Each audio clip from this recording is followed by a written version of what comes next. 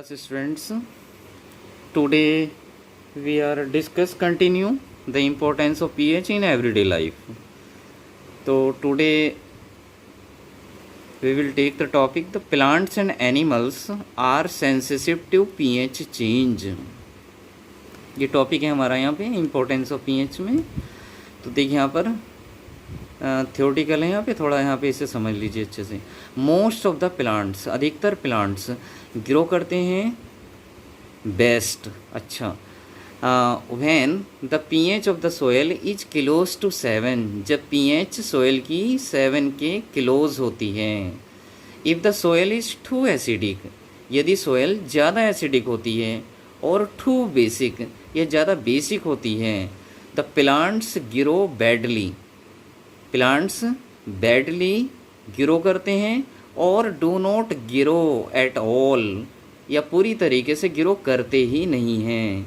The soil may be acidic और basic naturally, soil जो acidic हो सकती है या बेसिक हो सकती है, तो वो नेचुरली प्राकृतिक रूप से हो सकती है।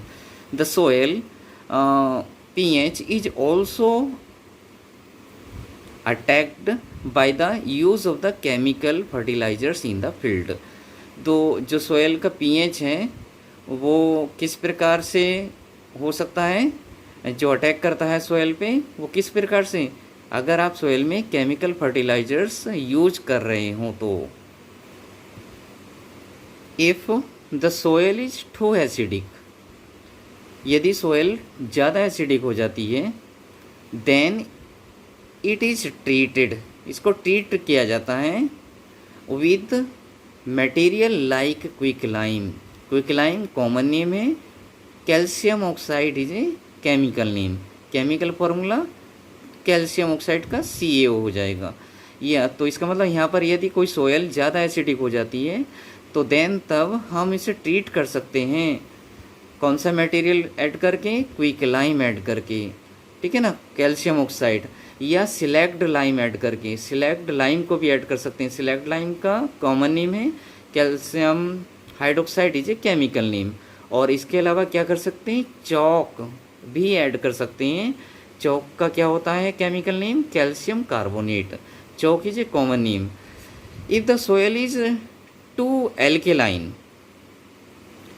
यदि सोयल कैसी होती है, टू एल्केलाइन कहिए यहाँ पर, ज़्यादा एसिडिक होती है, देन इट्स एल्केनेलिटी कैन बी रिड्यूज, तब इसकी एल्केनेलिटी को रिड्यूस कर सकते हैं by adding decaying organic matter. Decaying गले सड़े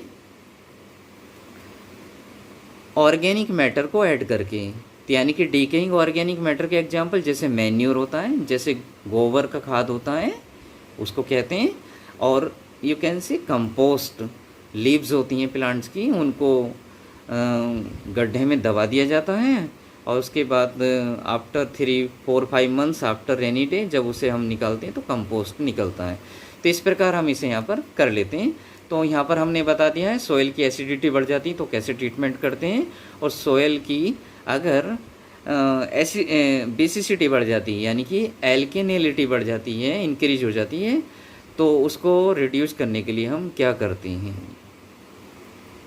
ठीक है, अब आगे आइए, देखिए इसमें आगे यहाँ पर आगे ले रहे हैं, यहाँ पर ये सोयल से रिलेटेड जो पीएच है आपकी वो यहाँ पे कंप्लीट हो जाती है। अब हम इसमें आगे कर रहेंगे, देखिए the aquatic animals can survive in river. आप जानते हैं नंबर ऑफ एक्वेटिक एनिमल्स होते हैं, पानी में रहने वाले, वाटर में रहने वाले एनिमल्स को एक्वेटिक एनिमल्स कहा जाता है।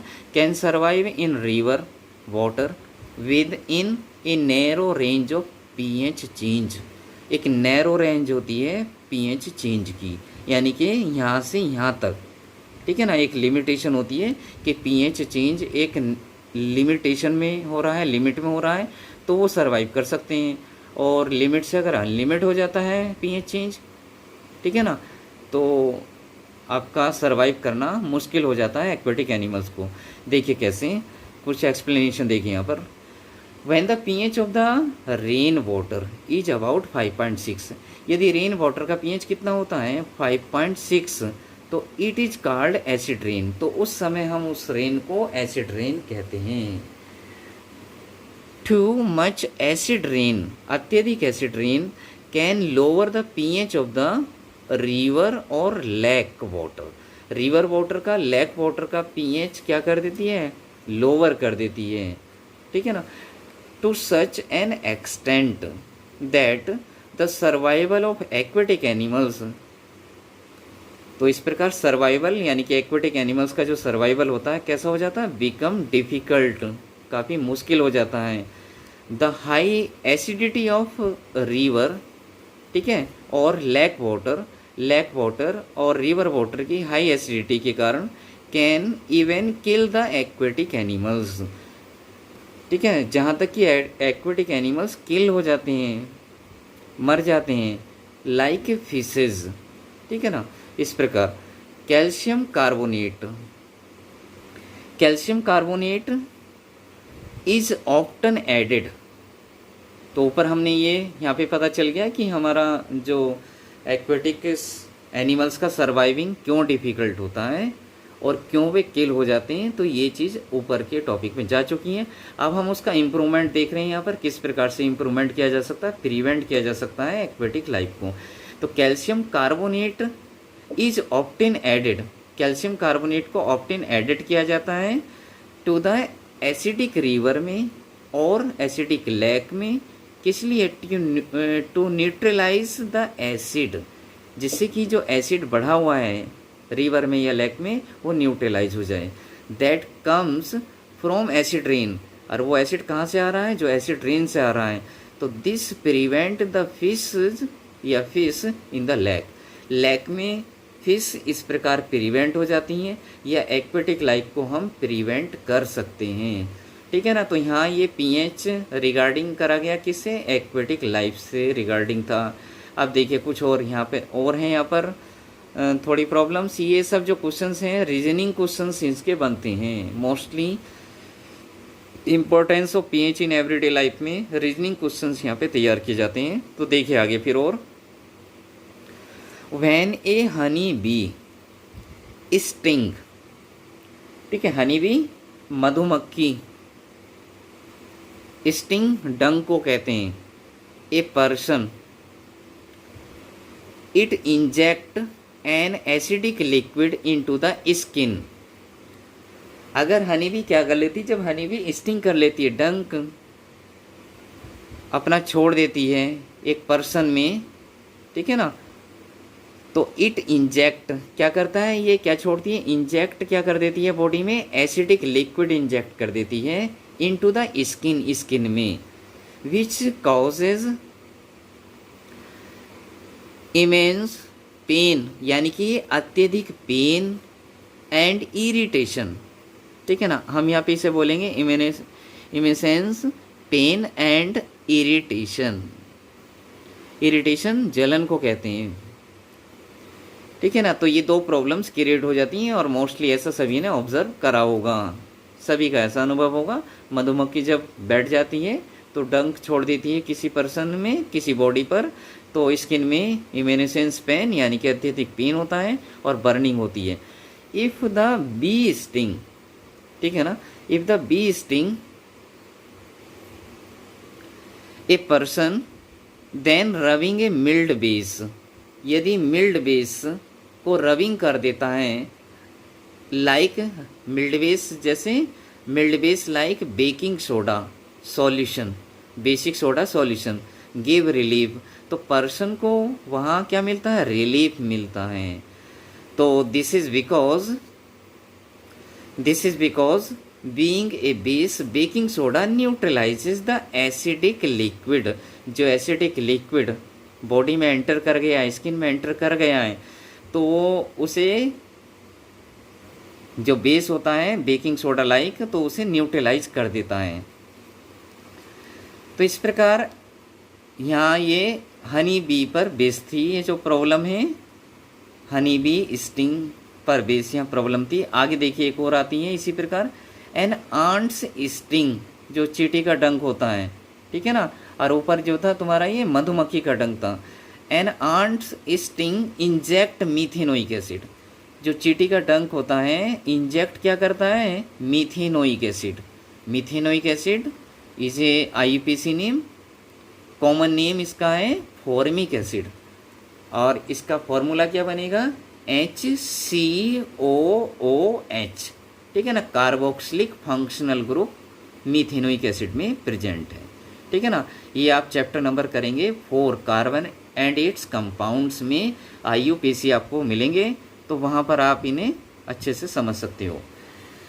तो an ant sting inject the methanoic acid into the skin of a person, एक पर्सन के स्किन में इंजेक्ट कर देता है methanoic acid, causing burning pain, ठीक है ना, वहाँ भी बर्निंग पेन होता है, या उसी प्रकार ऊपर की तरह यूज कर सकते हैं immense pain and irritation. An ant stings can be neutralise, जो आंट स्टिंग्स होता है कैन बी न्यूट्रलाइज, उसे न्यूट्रलाइज करा जा सकता है बाय रबिंग, रगड़ कर, a mild base like baking soda, ठीक है, like baking soda, a mild base like baking soda, baking soda उस पर रबिंग करके उसे न्यूट्रलाइज किया जा सकता है।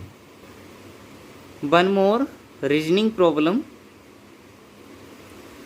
When a person happens to touch the leaves of a nettle plant accidentally, जब एक पर्सन छू देता है लीव्स को, नेटल लीव प्लांट की लीव्स को छू देता है एक्सीडेंटली, तो क्या होता है, stinging hair of the nettle leaf, stinging hair of the nettle leaf inject कर देते हैं, क्या इंजेक्ट करते हैं, methanoic acid into the skin of a person, skin of the person, ठीक है, पर्सन की स्किन में मीथेनोइक एसिड एक बार फिर इंजेक्ट कर दिया जाता है, stinging hair of nettle leaves plant, तो क्या होता है, causing burning pain, burning pain होता है, the nettle sting being acidic, यानी कि वो कैसा है, नेटल स्टिंग यानी कि नेटल लीफ का जो डंक है, ठीक है ना, चुभता है वो डंक